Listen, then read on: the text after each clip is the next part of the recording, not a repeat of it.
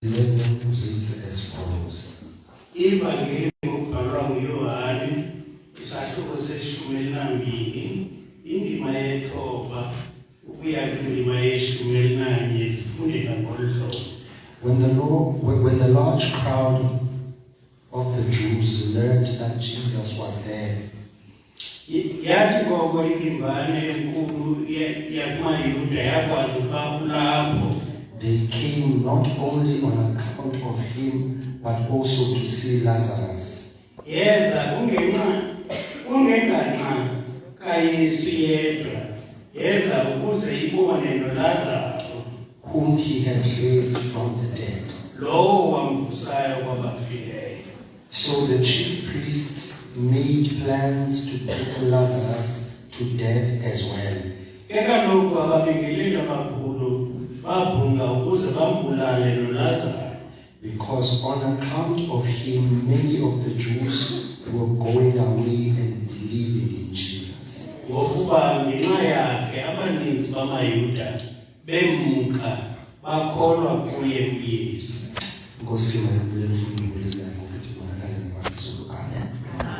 Let us close our eyes for a prayer. Our Father and our God, glory, honor, and majesty be unto your gracious and most powerful name. Thank you, dear King, for having granted us life and yet another opportunity to partake of your word. I pray that we might decrease and you increase for the purposes of drawing your children unto you. In the name of Jesus we pray. Amen. John chapter 11. It tells us about the death and the resurrection of Lazarus. Chapter 11 will tell us that the family of Lazarus sends words to Jesus.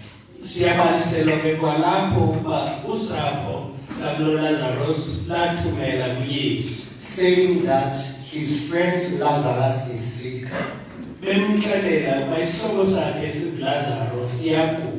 Always one of the most interesting passages of scriptures for me.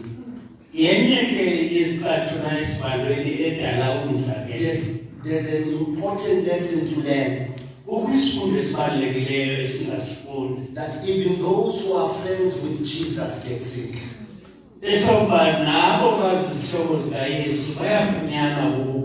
For the longest time I believed that whenever you choose Christianity, you are to be exempt from suffering and pain.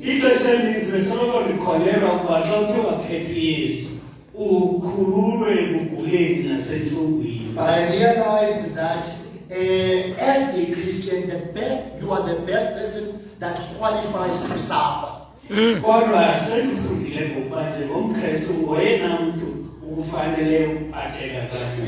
even in our suffering, God has the ability to glorify himself and his name.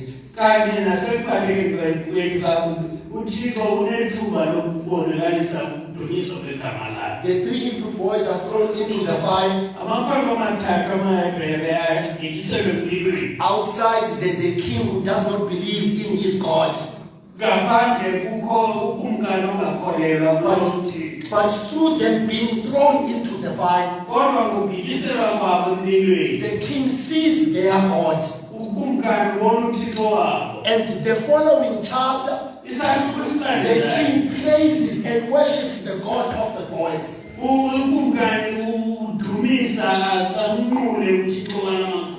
Saying this then highlights and even further and confirms the fact that there are moments that God chooses in our suffering to show himself for the sake of those who do not believe in him.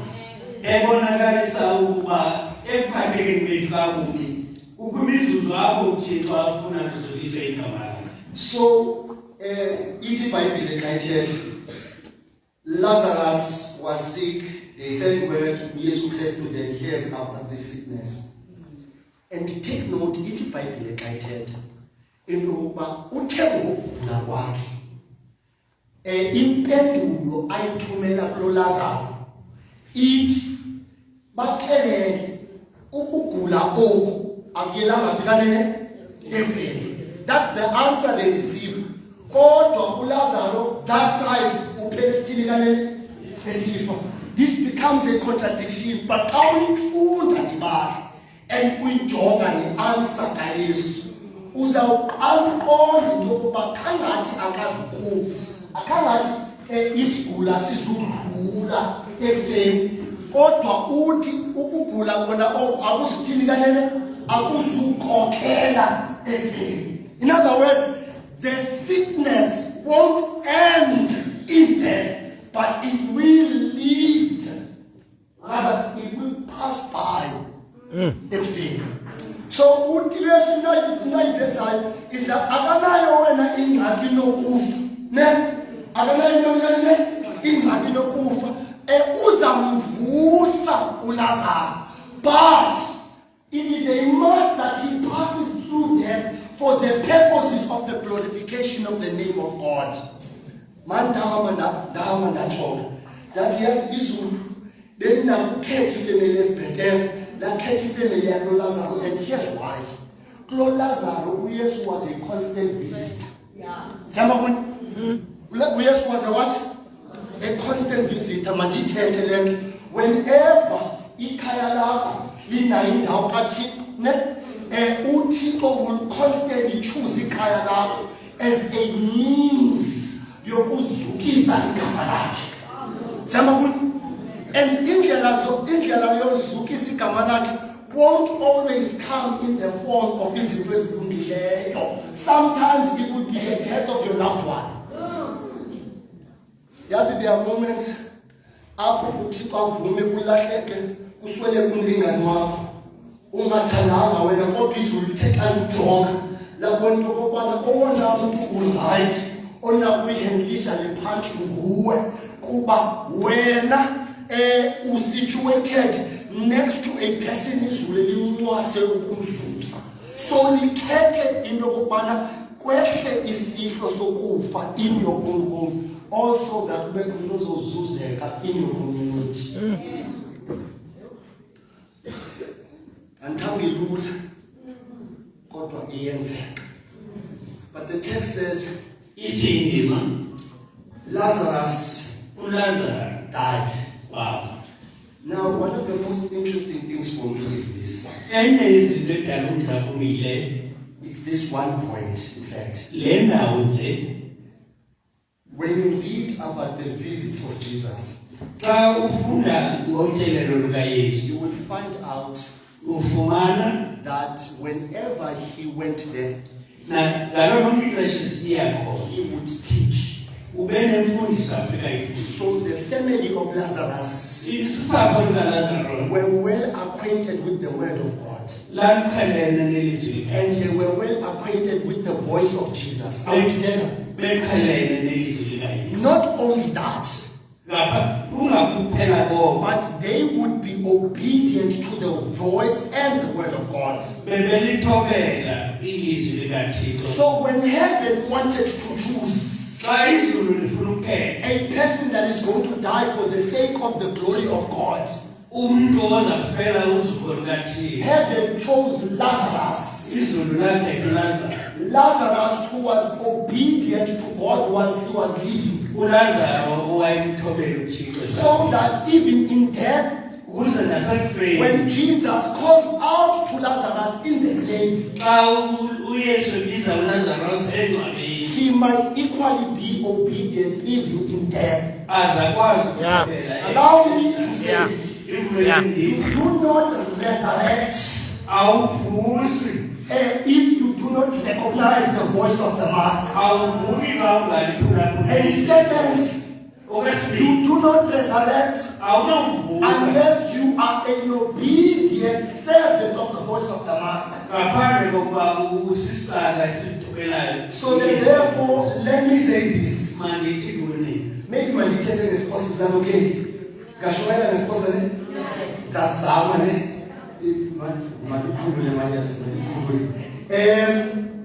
mandithethe ngohlobo lento izulu lonyula uLazaro kuba uLazaro ibingumuntu ebehlele thini kanene ethobela ilizwi likaThixo, so that even in death xa uyesu emkhwaza abenya kuthini kanene ukuyithobela because izulu linida umuntu ozovuka xa ethini kanene xa ekhwaza uyesu. In other words, ndizama ukuthi into yokubana if thina singamasabatha asifuni lo gama singekadibani lokufa ukuphila ubomi bothobela ilizwi likaThixo izawuqala ifike iresurrection morning siphoswe i-resurrection kuba sikhambe sithini kanene sifuna uthobela sisaphile. Nalo kuthiwa awulali utye i-apile ubhodle ibhanana. And so Lazarus dies azomvusa uYesu. Chapter 12 Palastanas. One of the most challenging chapters for him, and here's why. IBhayibhile ithi lokubana uYesu usebhetali, amaJuda eva into yokuba ubikanele aze aza kuye ngobuninzi babo. Kwafika nabefundisi kwakunye nabaFarisi. Xa befika ithi iBhayibhile xa ithetha bafika not only on account of Jesus but also on account of what? Of Lazarus. Because uYesu wamvusa uLazarus etheni kanene efile. And then ithi iBhayibhile baze baqulunqa icebo lokuthini kanene lokumbulala uLazarus kuba babe baninzi ababhuqukayo balandela uYesu ngenxeni kaLazarus. Yangibonisa le nto yokubana number one, as umKristu uye uSathane uba neplans zokusibulala spiritually simply because we are a testament of the power of God. uLazarus utestifya ngamandla oYesu owayemvuse engcwabeni baze abaninzi bathini kanene baguquka ngenxeni yakhe engakhanga shumayela uLazarus, but by the fact that akayiyo lanto ebeyiyo engcwabeni ngenxeni yokuba uYesu umvusile kulo ingcwaba. Now he is alive, and because of the fact that he is alive abaninzi balandela uYesu. Ndivumele ndithethe le nto into yokubana uSathane ebelapha ngeli xesha benisenza isigqibo amagameni wawabhala usixelele thuni ukubana nizawuthi xa niphuma apha abona abantu bokuqala bazawufuna ubabulala spiritually because nizaba yingxaki kuye ukuba niye nayofika kwicommunity zenu nisabambelele kwezi zigqibo nisithathileyo kule icabinet. So ngivumele ndithi xa ndithetha nawo into yokokuba uzothi ungekaphumi nalapha call to challenge the decisions ozithathileyo ngobomi bakho, because uSathane wants to keep all the evidence ngamandla othixo okwazi ukutshintsha impilo kwakunye nesimilo somKristu. Abanye bethu ichallenges azizosuka from outside zizawusuka from abadala bethu enkonzweni. iBhayibhile ayithi kwafika abayedi bezofuna ukuthina ukubulala uLazarus, but yayingabafundisi benkonzo ababethini ababefuna ukubulala uLazarus. Nizafuna ukubulawa ngabantu enikhonza nabo, kodwa ndizokuthi uzungavumi ububomi bakho nezigqibo ozithathileyo ziyi-evidence yamandla kaThixo kwabanye abangazi. Amen. Nani nizawudibana nee-challenges because ninabantu abathandazayo, niyakonektha nezulu. Uthi uzafuna ukubulala neministry yenu kuba you are evident. You don't have to preach, because uvangeli olona vangeli sisimilo sakho nezigqibo ozithathileyo kule meeting. uSathane uzafuna uzitshintsha, uzafuna izitshintsha, kodwa ngikunikana zingafuni.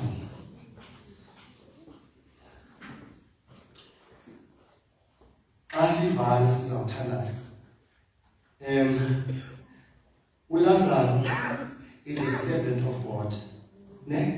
Lazarus is a servant of what? Now, if ithi iBhayibhile babephela ukubulala uYesu, but baba ngaphela ukubulala uYesu qha, babephelele ukubulala nobani? noLazarus. And here is the logic. uYesu Kristu unamazwi awathethayo xa ethetha nabafundi bakhe. Uthi into yokubana apha ehlabathini nizoba nantoni kanene? Agqiba athi ze ningathini kanene? Ze banoxolo ne? Banoxolo ukuba nditheni kanene? Ndiloyisile ihlabathi. And take note, enye yezinto azithethayo uYesu uthi into yokubana zonke ezi zinto bazawuzenza kum, baqale bathini kanene? Bazenza kum, athi ke xa ethetha ezama ukusipholisa nokusikhobisa. Athi do not fret kuba ezi zinto bazenza kum bamele uzenza kum kuba bazenze kum. And so therefore kuba ninyamisa izikrakra zam bekumele zenziwe kuni, for the servant can never be better than the master. I always find it difficult to understand how umKristu ezocomplain nge-challenges or nge-challenges nange-persecution. Kodwa uYesu Kristu was challenged and persecuted logama besahamba kumhlabeni. If you are truly a servant of God, they will never persecute you. So ndithi kuwe nangona zizawufika i-challenges, instead of being discouraged, fumana amandla. The fact that you have been found worthy to suffer for the cause. One of my favorite texts in the Bible, and landing upon Silas, Betula, Betumis and it's always so interesting for me, not the fact that they are singing, the fact that watching Pula is Unesh, Zavule King was a tall. Amachina tinikaneni akha but iBhayibheli ithi uya ibanjwa ngapha yakwazi befuna usibulala bakwazi bona inside, but do not harm yourself kuba thina sibikane basetrongweni abaphume etrongweni kuba ipresence zikaThixo zibikane zilapha etrongweni. And allow me to say that if you remain in the presence of God, it does not matter where the devil places you, you will be able to sit and remain. Because it is better to have Christ and lose everything than to have everything in the absence of Christ. Rather have Him. Challenges, I promise you, they will come. Kodwa mazikazifika zifike uzizwe uzithathele emfekelweni. Yazi nangoku abanye bezithetha besivala izolo bangene khona. Abanye bethu abekho apha because baleqe emergencies emakhaya. It is simply because uSathana akafuni remain in the presence of the Lord. Kodwa ndiyafuna ukuthi kukuxhasa ukukhaya. Remain in the decisions. Thandazeni umfundisi nathi sizawuthandaza ngoku. Just also that inkosi can fortify and strengthen you as a district, as individuals, as families. That way, whatever challenges you face, you remain in the decisions for the purposes of making sure that abantu xa bembona bathi kutheni izinto zakhe zisuke zanje nabo banqwene ukufana nawe. Ndiyacela ke siphakame xa sizawuthandaza.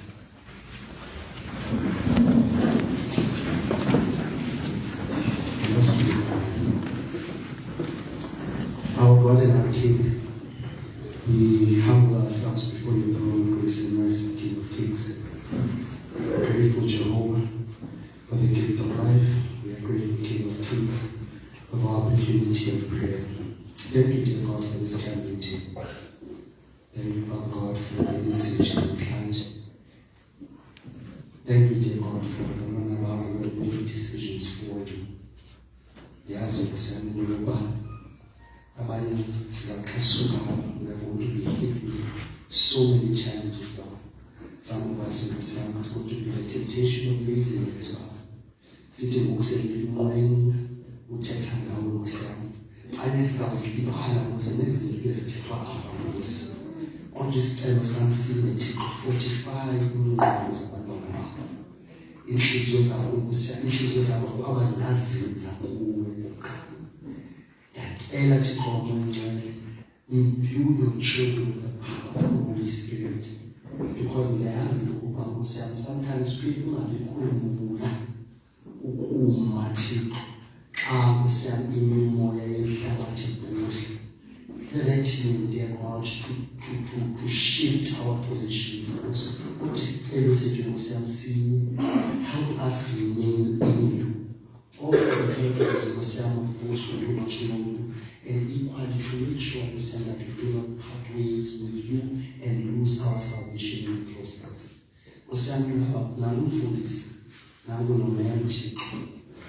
Uyazazi challenges nemingeni abajobene nayo.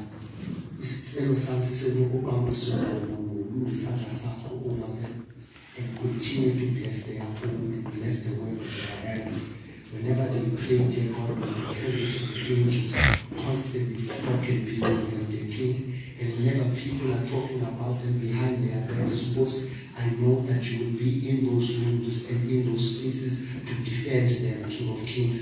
And but more than that, dear King, I pray that you fortify their hearts now. Because sometimes class CBs invested from that I see a CB coming out, CB Nagufu, Java, or just Elosan can Nancy was on the PLC, was Yale District. I pray that you cover it in the name of Jesus Christ. Peace might reign supreme in each and every meeting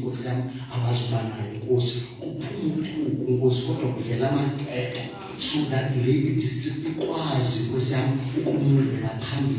making sure that they fulfill the purpose and the mission that you have given them. Nazo kusamele nemaziti abamusana zingaxhasa leaders zale district okanye sixhase usami leaders zamabandla omkhaya abamusuka sinceda sibe faithful kuwe asifuni ufana namadisipline kusami abashekayo inqanaweni lokuphita eqhawlela qawe ubonakala ngamavizulu kube khona kusami iduntswana labantu abancinci kusabazaqhawlela ngamafu sibe thina sisheka ngemva nceda kumkani uhlaziye Nkosi yami imiphefumulo yethu ne-characters zethu kumkani and make sure that you introduce the character of Christ in us in preparation for the second coming. I don't know Nkosi nokubanza phela mdibano Nkosi yami nabantwana bakho endidibene nabo nabathandi kule district kodwa Nkosi ubasidibena ngabo ngiyacela Yehova, can you please make sure that we meet in the by and by that meeting in the sky. Nceda Nkosi usikelele nazo zonke izithethe ebezishumayela phela indawo nebezithetha and all that which they did was to make sure that they enrich this church for the sake of being active participants in your kingdom of God. And I pray that you bless the cooks, you bless the people that had prepared the meals, and each and every single person that was a part of the organizing of this camp meeting and its success, Jehovah. Pray that you bless each and every single one of us. I pray that we have received healing. And if there are some who are sick in the flesh, I pray for healing in their lives in the name of Jesus. Please manage those homes and those families in the name of Jesus, dear God. And if there are people who are malicious in their acts, in their own homes, I pray that you transform and change them, so that most Amakaya might be beneficiaries of a person that has been changed and transformed by you. This is our plea and prayer. We believe that you've heard and answered, and not because we are worthy, but because it's Jesus Christ. Amen.